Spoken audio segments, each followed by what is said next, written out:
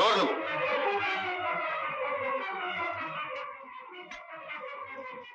వదిలిపెట్టండి. ఎవరు? రామదాస్ నువ్వా? వీడు మన ఎస్టేట్ వర్కర్ సార్. మన ఎస్టేట్ వర్కర్ నా మీద కత్తెందుకు చూశాడు? కత్తి తీయడం కాదు, అత్యంత సంపేసి ఇప్పుడు ఎందుకు చేశాం? తాతల నాటి నుంచి మా బతుకులన్నీ మీకే దారపోసాం.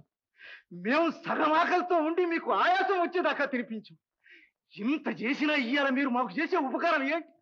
మా కుంపలన్నీ పీకించడమా? Manager, what is this? నీకు తెలియదేంటి?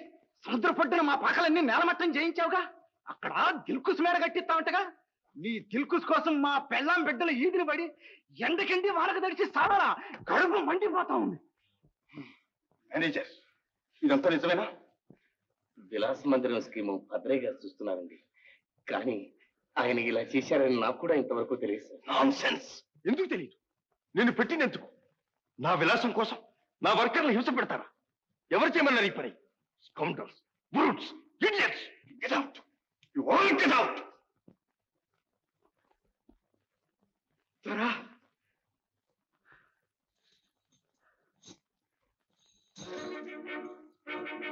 అభివృద్ధి తెరు.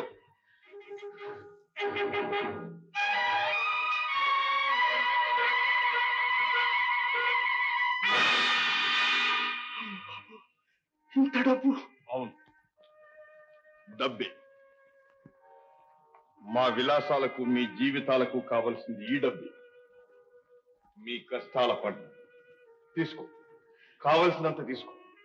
దేవుడు బుద్ధి కడిగి ఇట్లాంటి పాపిస్తు మరి గుడి కట్టారు. నన్ను మన్నించండి, నాకు మన్నించండి బాబు. తప్పు నీది కాదు. ఇందా ఇల్లు లేక అవస్థపడుతున్న వాళ్ళందరికీ ఈ డబ్బు పంచిపెట్టు. రామదాసు, నన్ను మన్నించమని వాళ్ళకి చెప్పు. బాబు, తమరిని దేవుడు చల్లగా చూడాలి బాబు, చల్లగా చూడాలి.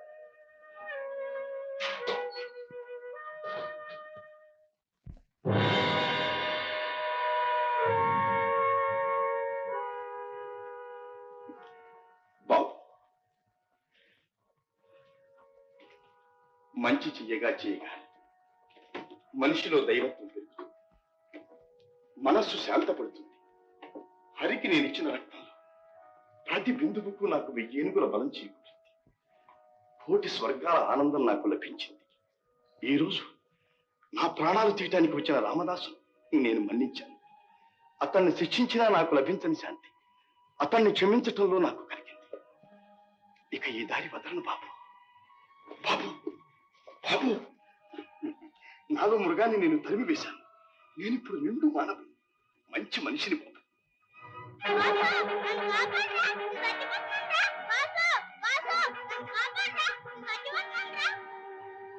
బాబు, బాబు, నాకు విషయం జ్ఞాపకం చేయకు.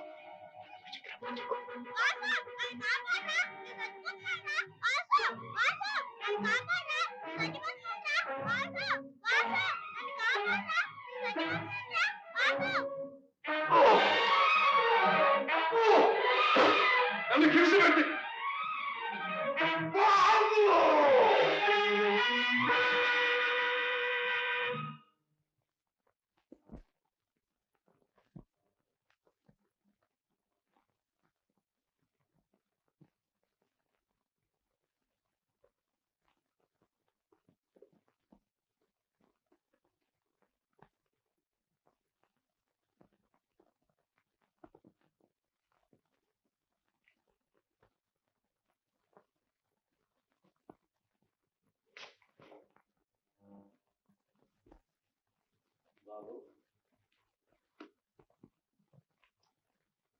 Yes.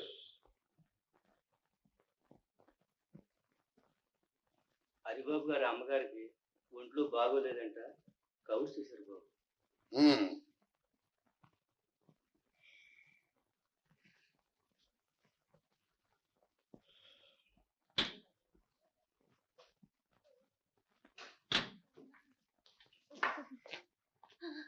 చిన్నబాబు గారా? లేవకండి, లేవకండి. మర్యాదలకు ఇదా సమయం. నా బిడ్డకి ఎలా ఉంది బాబు గారు? మరేం పర్వాలేదు. విశ్రాంతి కావాలని డాక్టర్ నిద్ర ముందించాడు. వాడిని లేపటం ఎందుకని నేనే వచ్చాను. డాక్టర్ పిలిపించమంటారా? అక్కర్లేదండి బాబు గారు. చలి జ్వరం అడపా తడపా వస్తూ ఉంటుంది. కాస్త కాపురం పెట్టుకుంటే అదే తగ్గిపోతుంది బాబు గారు. లేవకండి లేవకండి, మీరు పడుకోండి.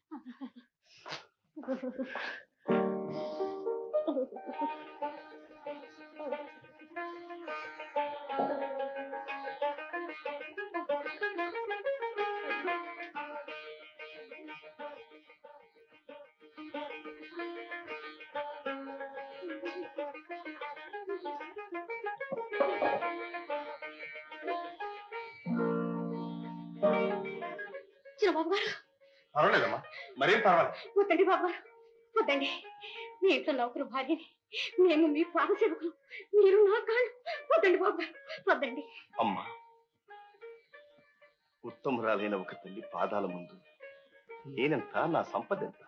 చిన్నబాబు గారు. అవునమ్మా, వాడగా వాడగా గంధపు చెక్కకు సువాసన, తోడగా తోడగా బావిలో నీరు, దానం ఇవ్వగా ఇవ్వగా ధనం పెరుగుతుందంటారమ్మా, పరమార్థం దక్కుతుందంటారమ్మా.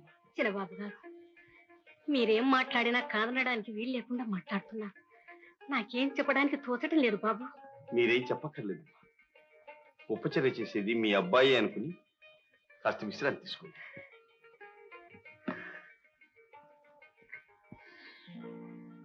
బాబు. అమ్మా. ఏమిటి చిన్నబాబు గారు?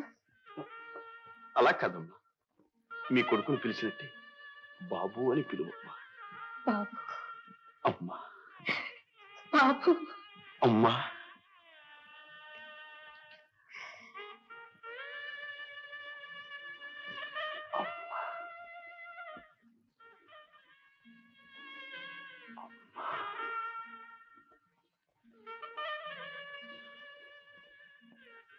అమ్మా.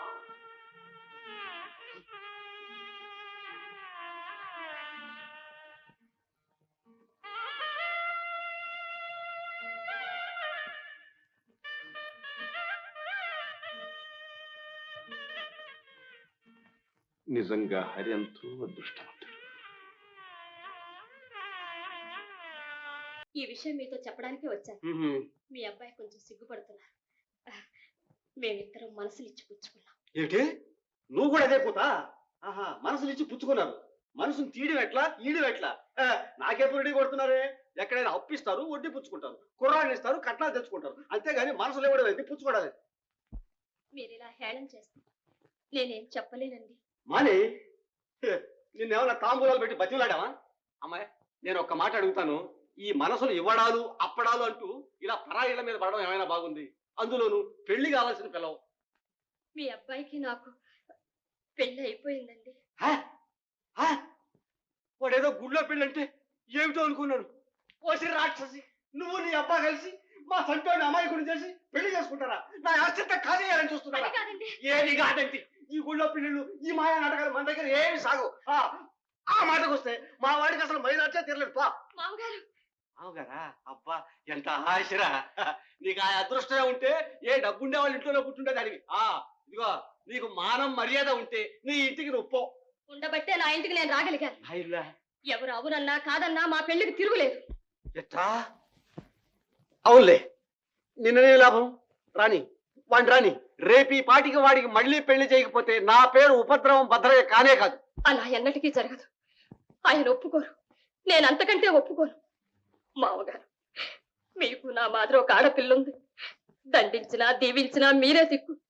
నన్ను చూసి కాకపోయినా నా కడుపులో ఉన్న బిడ్డ భవిష్యత్తు ఆలోచించైనా.